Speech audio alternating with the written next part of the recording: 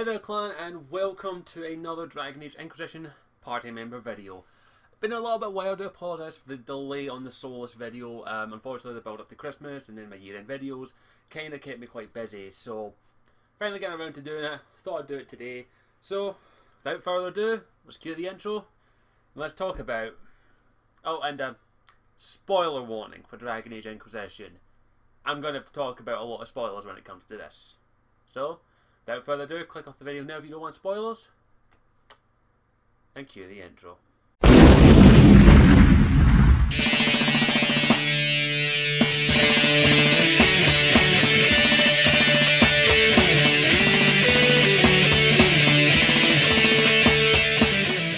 Okay, firstly, let me just do this. I'm not going to talk about the big spoiler right off the bat, and you know what it is if you're watching this video, because I think that deserves a discussion, and plus, we didn't find out the big spoiler until the actual end of the game. But I wanted to talk about my experience with Solas before the end of the game, before we found out what was up with him. So, yeah. Now, our first introduction into Solas is literally within, as they start at the start of the game, of course, he's introduced as a Fade expert, when he helps you, like, seal the rift with that magic anchor you have in your hand. And he states that he's the one that kept you alive, basically. Now, for me, the first time I saw him, I was like, oh, an apostate elf who knows a lot about the Fade. First thing that popped into my head was Dreamer. For those that are unaware with the lore of the Dragon Age universe, a Dreamer is a type of mage who can enter the Fade and shape it to their own will, basically. Sort of like a lucid dream, basically. That's sort of like the modern equivalent to it. They're a lucid dreamer in the Fade, in which they can actually shape the Fade to suit their will. They're very powerful and also extremely dangerous. They aren't common in Thedas now, but back during the time of Alathan and the Alvani Empire, Dreamers were fairly common, actually. They were very powerful mages. There's a lot of evidence and theory crafting that Dreamers were basically the dominant mages in the world. Now, when it comes to Dreamers are very powerful. We get a good example of this of the Fenriel in Dragon Age 2, who is also a Dreamer and has Daily Shelf heritage, that Dreamers can do a lot. They can go into other people's dreams, they are very powerful, they can manipulate people, and that was the first thing that popped into my head about Solas. I was like, oh, he's probably a Dreamer then, because not all mages can do that in the Fade. That was the first thing that popped in my head, that he is a Dreamer. Someone who can change the Fade the way he is. That was the first thing that popped in my head. I was like, yeah, no one knows that much about the Fade unless they've explored it immensely. Another thing that I really liked about him was his enthusiasm for it. Like, you could tell that he was extremely passionate about the Fade. He talked about it like a lot of things. He talked about like I would talk about video games. He talked about it with such enthusiasm. He also talked about how we viewed the Fade, how he views the Fade, and how different people view the Fade. Of course, how we view spirits, how we view demons. It was very intellectual, very well thought out and well voiced acted, well written as well, of course. And of course, if you ask him about it, you get approval with him, which is a nice little thing that he enjoys people asking him. He loves talking about the Fade, you can tell that. When you also talk to him about other things, of course, as it depends on how you interact with him, he does talk to you differently. It's just something. Also, I love the way he talked about how, like, the Fade is dreams, and he talked about Ostagar, for example, was one of my favourite things he talked about. He talked about how, like, people who had died at Ostagar, the Fade was like a dream area for them. He talked about how one side saw it as a betrayal, a devastation for the Kaelin's side, while someone who may have died on Logain's side saw it as a triumphant victory and saw it as something that we had no choice but to retreat because Logain knew what was right and saw Kaelin as a brash thing. And he says even the Fade doesn't know what's the truth, because unless you're actually there, you don't know the truth. He says that the Fade is not an accurate representation of our world, it is merely how we perceive it. How one person perceives it is completely different from another way a person perceives it, which puts more credence onto the evidence that the Black City and the Golden City may only be what we perceive it. It may only exist because we believe it to exist. I always like that, and he gives a lot more insight into the Fade when you ask him about it, and I just love it how he describes it and how he talks about it. And that was also another thing that kind of clicked in my head, that there was something off with Solas, because the way he talked about like Elvani culture and all that, and the way he talked about it in the context in which he talked about it, I was very much like, he's talking about it like he was actually there and not just seeing it through a fade. And that was one of the big things that kind of went, wait, there's something up with him. And that's the kind of thing that what I like is that if you listen carefully, I noticed this probably maybe halfway through the game that like, there's something about him that I don't like. There's something about him I like, and there's really something interesting about the way he talks about Elvani culture, especially if you're actually a Dalish Inquisitor. He kind of talks down about the Dalish and all that, and you're kind of like, well, why would he talk down about the Dalish? He's not a Dalish elf, of course. He's something else. But the way he talks about the Dalish and how they treated it and how he thinks that they aren't exactly what he thought they would be, it kind of said to me that he knows something. He's something else. He's not just a dreamer. He is something else. I was very much in the line that maybe he had done some form of blood magic like Zathrin done in Dragon Age Origins, but then he talks about how he doesn't like blood magic. He kind of detests it. The fact that it makes it hard to connect to the Fade. So I was like, okay, he's not a blood mage, and what the hell is going on? So I kind of like that, and also how also he talked about the old elves as well. When you ask him about it, he talks about them with such disdain, almost a bit of hatred. And in my opinion, you don't talk about something that with that kind of disdain or hatred unless you actually experienced it. I honestly liked the way he talked about it sometimes, and that was another hint. And I was like, wait a minute. He isn't talking about it like he saw it through a dream. He's talking about it like he was actually there. And that was another thing I was like, wait, nah, they wouldn't do that. They wouldn't do that. They wouldn't put an old elf here. They wouldn't put an old Elvani here. They wouldn't put one of the original Elvani here. And it's something that I did like. He also does talk a lot about how he does want elves to be unified, but not in the ways of the old elves. If you try and say that if you try and talk to him about the Dalish and how you want all the Dalish to be unified, he kind of talks about how the Dalish are merely a fragmentation of what they used to be. And it's something that I kind of like to say is he does want elves to be unified, but not like the old days. He actually does talk about how the old ways should probably be, some of that should be salvaged, but a lot of it should probably be forgotten. That's the way that he is a stickler for knowledge. He does have a lot in common with Morrigan, and the fact that he does want to keep the knowledge of the old, but at the same time he wants only the best of the knowledge and the knowledge that actually will help. He doesn't want the bad aspects of the knowledge, which I kind of like about him. I am very much an advocate. Remember the old, but just remember some of the old does deserve to be forgotten, which I am a big advocate for, and I really do like that. Now, before I go into much, I am going to talk about his interactions with Sarah, which I think are actually very interesting. I talked about Sarah in my previous video because I like Sarah. I did actually like her character a lot, and as I say, some people said they hated her. It comes down to it, but if you want to check that out, hopefully there'll be an annotation and maybe a little something that you can go and check out the Sarah video. But I loved his interaction with Sarah. Solas tries his best to actually educate her in the way of, I just turned my TV off and I realised my notes are on there. He actually tries to talk to her about the Elvani culture. He actually tries to embrace that with her. He even tries to teach her some Elvani, and all she says in the entire time is, Sarah, as I said, I love their interaction because Sarah is very much she's an Andrastian. She doesn't care about the old gods. She does not care about the old Elvanis thing. She's just like, that knowledge, leave it, forget it. We don't need it anymore.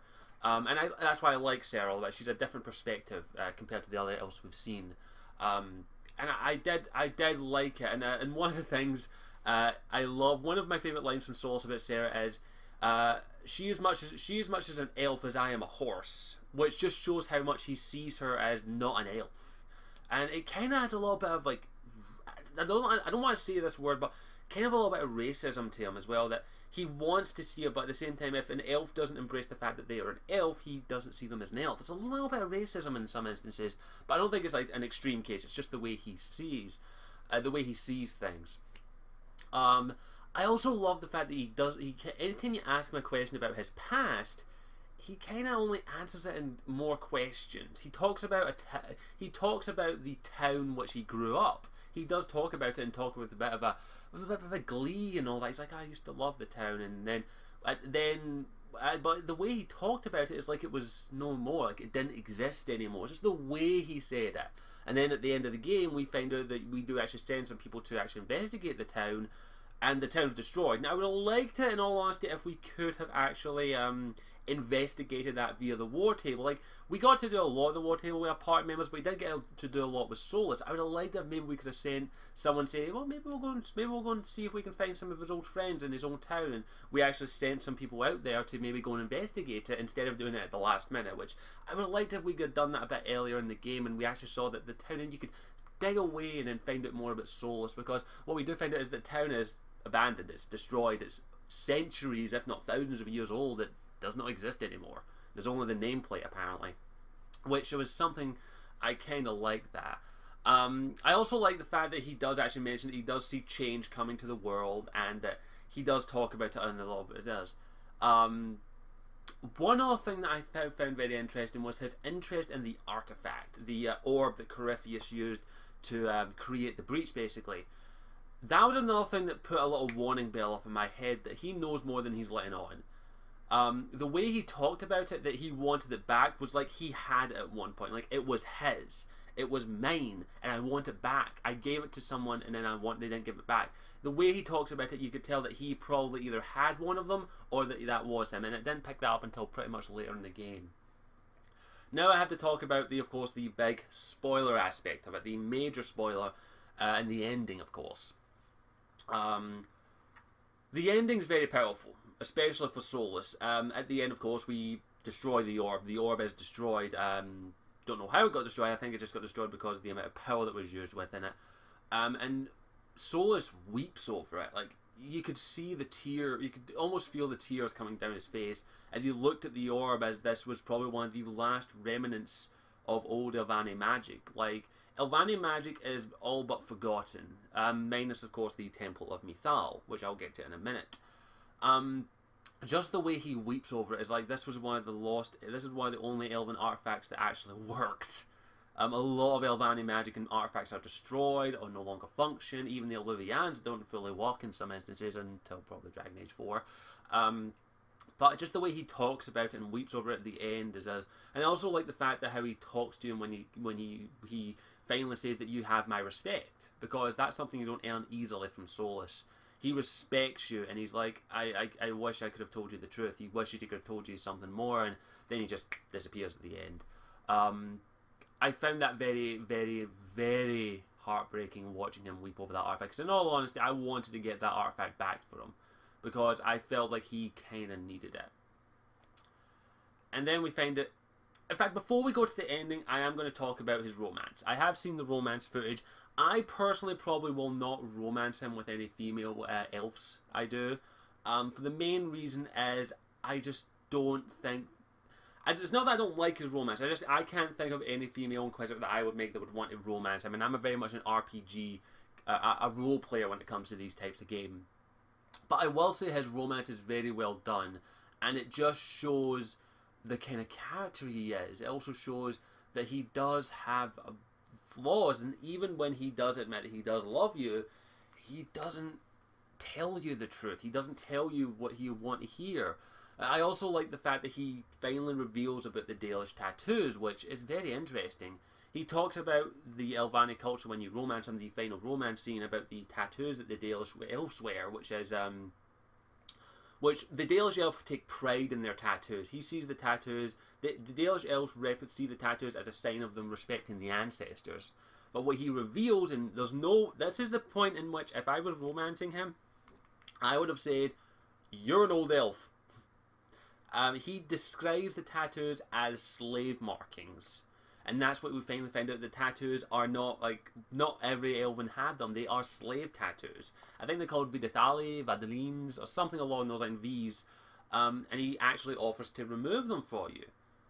And that's something that I think is very poignant, very striking, in my opinion, is that he reveals this very, very symbolic thing to the Dalish as nothing more than just a mistake that they made. Another mistake they made with elven culture. The Dalish do not know anything about elven culture. They say they do, but they don't. They only have bits and pieces, and the markings is just another thing they got wrong. And it just shows that the old elves. Sorry for the quick edit. I actually had to sneeze, and I'm not going to show you the sneezing anymore. But I like the fact that we finally found out. But then it just shows that, yeah, even the old Elvani Empire was not good. they were very much the Terventer of their days, in my opinion. And then that to me would have put up warning flags right away that he knows more than he's letting on. And in all honesty, I was picking up, and then once we got to the Temple of Mythal, I says not the romance, but I did like the romance, and it says that he finally just like says I can't do it because we find out later on something. Now, one last thing, of course, I will talk about is when you take him to the Temple of Mythal. If you do take him to the Temple of Mythal, that, in my point, is when you when the flag went right up in my head. I was like, wait, he's an old elf. He's an old elf. Because of course at the Temple of Mythal we meet actual ancient Elvani elves, like actual living ones. You're just like, holy fucking shit. Also the way he talks about it, if your Inquisitor takes the Well of Souls, basically, the way he talks about it with such anger and disdain, the fact you've pledged yourself to an old Elvani god. To me, that just makes me go, okay, yeah, you're not you're an old elf. And you're pissed. That was my only inclination, that he was either an old elf. He was one of the original Elvani. I had no idea he was actually the old Elvani. Which now we get to the final thing, is that we finally find out that he is the Dread Wolf from old Elvani legend. I honestly did not see that coming until the end. And I won't lie. Even when we find out that Flemeth is Mythal, I just thought Solas was just an old elf. I thought he was from the actual time of Alathan. But no, he turns out he is actually the Dread Wolf. Which to me was like, holy monkey fucked in the biscuit. Oh man, where do I begin with this? The scene at the end when he finally talks to Mythal. You could tell that he loved Mythal. He did love her. And then she dies. Well, Flemeth dies, not Mythal. Mythal actually, I think, goes into the Dread Wolf, basically, and the Dread Wolf and her fuse, I think. I don't think the Dread Wolf's dead or Mythal's dead. I think the two of them combined, in my opinion. But we won't know until like, the next game or the next DLC.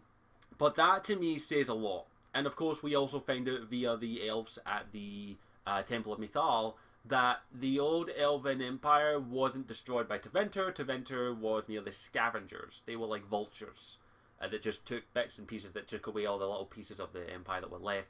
Basically, the Elven Empire destroyed itself, which is what happens in most cases. We also find out that Mythal and the old Elven gods were not trapped, they were murdered by someone we don't know.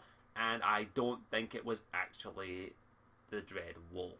I honestly do not think it was the Dread Wolf. I honestly think that due to the fact that it says basically all Dalish knowledge, 99% of it I'm pretty sure is incorrect. I'm more than certain 99% of it is incorrect and it's just been diluted, changed and altered throughout the ages. We find out that the old Elven gods are imprisoned or some way, shape, but we also find out that the majority of them were probably just murdered, flat out killed. And one thing that I think is very important is that the elves at Mythal, if you take Solas, do not recognize him, which probably means that he has changed his appearance over the ages, which means he does not look exactly the same, and they did not pick up the fact that he was the Dread Wolf, because I think at that point they would have probably went, oh, okay, then kill the Dread Wolf. But I also think that the Dread Wolf was not a trickster. I also think that it says, like, because we find a Dread Wolf statue in the Temple of Mythal, which to Elven culture, to Dalish culture, is bad. Like, it's like that says. I think Morgan said to me, it's like having Andraste painted naked in Chantry. And I was like, okay, that could be interesting. And to me, I think the Dread Wolf is not vilified. Is not an actual villain or bad guy. I also think the Dread Wolf, aka Solas, maybe actually tried to save the Elven Empire when it was crumbling, when Mythal was killed, when probably more Elven gods were killed. And I wouldn't be surprised if we saw the return of more Elvani gods in the future installments of the game or franchise. But to me, it just shows that there is more to the Elven culture that we do not know. Dragon Age has done this excellent thing, the fact that unless you're actually there, unless you actually are there, do not believe history. Which I think is very important and a very good life lesson in my opinion. The fact that unless you're actually there, take everything you hear with a pinch of salt. And Solas tells us Solas was actually at the Elven Empire, so the way he describes their culture and also the way he describes Alathan is not like trees, but as like crystal and pathways and beauty. It's such a beautiful place I would love to have seen. To me, it says a lot the fact that we can actually believe, because he was actually there, but even then we have to take everything he says with a pinch of salt as well, because he is different. To me, this merely launches more story opportunities for the character of Solas, aka the Dread Wolf, and also the Dragon Age series. We have yet to have a series antagonist. In every kind of in any kind of series or continuous story, there's always the one antagonist that has been apparent or becomes the series antagonist. Like Star Wars has Darth Vader as the antagonist, or the Emperor as the antagonist. Batman has the Joker as his series antagonist. He's the antagonist that will outlive all other antagonists. Lex Luthor and Superman. Dragon Age does not have that kind of villain yet. It has villains like, of course, Logan, who is not a villain in my opinion. He's a bit of both a hero and a villain. And of course, Corypheus, and of course, Meredith, and the other guy, Orsino. But I honestly don't think Solas or the Dread Wolf will be a villain in this series. He is not a bad person, because Solas is the Dread Wolf. But then there's come one other thing. I just thought about this right now. Mythal took over Flameth. She clawed away to take over Flameth, and her and one became one. The Dread Wolf and Solas. Solas probably was an elf. Just your standard apostate elf or standard human elf. The Dread Wolf probably did what Mythal did. The Dread Wolf just nearly became one with Solas. Well, that makes me think even more. Holy shit, motherfucker. Crap. I just thought of that the other day. So that's why they didn't recognize him. Because he did what Mythal did. I'm pretty sure maybe he even her and Mythal did it at the exact same time. And Mythal chose a human to take over, while the Dread Wolf chose an elf. That actually has a lot. Actually has even more theory crafting. But I don't think Solas, if he even exists anymore with what we saw at the end, I think Solas will still exist, but the Dread Wolf will be much more dominant. And Mythal, of course, will be much more dominant as well, if my theory is right and the two of them have fused together to become one, or they possess the same body until she can find another one. But I definitely mark this as possibly the Dread Wolf will be an ally against the Elvani gods. I think Mythal and the Dread Wolf will be our allies in some way, shape, or form. I think that they have, especially Flameth herself, or Mythal, has been helping the heroes build up to this. And I also think that they've been, I think both of them have been influencing the world. I'd say Solas gave Corypheus the ball that kind of ruined us all, and even he regrets that. He's like, I can't believe I actually did that. How fucking stupid was I? The both of them, I think, have impacted the world in some way, shape, or form to help shape it to be ready for something. Let's face it, without Solas, there would be no Inquisitor. The Inquisitor would not exist because the Anchor would have killed them. So without Solas, there'd be no Inquisitor, and there'd be no Inquisition. Corypheus would have won. That's what would have happened. I also think Solas and Flameth have been working together to help this world prepare for something. And there's only, in my opinion, one thing that kind of leads that, and that is the return of the old Elvani gods. And not the nice ones. Because, let's face it, by the sounds of it, very few of the Elvani gods were actual nice. I also think Solas is the one that's actually trying to help us. They just have they have miscued ideas of helping, in my opinion. But when he realizes what he does with Corypheus, he goes to the Inquisition and helps you immensely. Without him, the Inquisition would not exist. I honestly believe that Solas, aka the Dread Wolf, and Mythal will be allies in the future. If I'm wrong, but I have that feeling. And I think they will have a much more impactful in the next installment of the Dragon Age series or DLC, whatever happens. It all comes down to how they'll portray him. I loved Solas. I adored his character. I loved learning more about Elvani culture, and that ending twist really was a gut punch to me, in my opinion. And I honestly can't wait to see what else they do with him. Well written, well voice acted, well portrayed, and merely adds more questions than answers when it comes to that. But I do think Solas will be some form of ally or antagonist. I'm leaning more towards ally, especially if I'm looking at his card now, and yeah, as you can definitely see it is a possession, not a thing. So yeah, I'm definitely thinking he's going to be a bit more of an ally in my opinion, especially for the Inquisition. We'll just have to wait and see what happens with the next installment of the game. But I'm going to make a little call here. I think that the next installment of the game, the next installment of Dragon Age, will have us play, of course, a series, race, whatever, and will have us become possessed by an old Elvani god, and that will be the protagonist. I have a feeling. I have plenty of speculation about the other game, but I'm saving that for another video. But yeah, I have speculation up the wazoo right now about this whole Elvani thing. Like, I also think we are going to be seeing the return of the old Elvani gods. And I also have a theory that Andraste was an old Elvani god. But that is a discussion for another video. Right now, we need to pick who we'll be talking about next. I'm muddling these up to make sure that we have a nice, clear selection about who we're going to be, to make sure it's nice and fair. So I have no idea what any of these are. So, let's see who we're going to be talking about next. Put the cards away. We're going to be talking about... Oh my!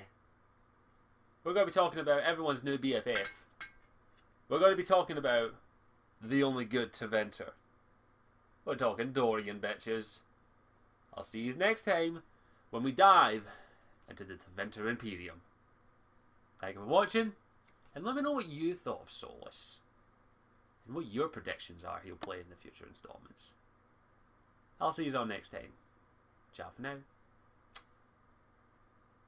Hey there, thank you for watching the video. I hope you enjoyed it, regardless of whatever the video topic was about, because I know I'm a complete out of tit sometimes. If you want to check out any of my other further content, all you have to do is click on the little Scottish Warrior 92 thing down in the bottom there to take you to the channel and check out the rest of my videos. If you want to follow me on any of my social medias, it's just Scottish Warrior 92 everywhere else. And also, if you want to help support the channel, all you have to do is pop in the link in the description to my Patreon page, patreon.com/Scottish Warrior 92, in which if you feel like my content is worth it, you can donate $1 a month to help continue to support this channel and help me make this into a full-time gig. Feel free to go check out the Patreon page to make sure it is to your liking and you actually want to spend $1 a month on this shitty channel. Thank you for watching. Again, as always, I am Scottish Warrior 92, and I hope you'll stick around and may even join the clan by clicking that subscribe button. Thank you. Mwah.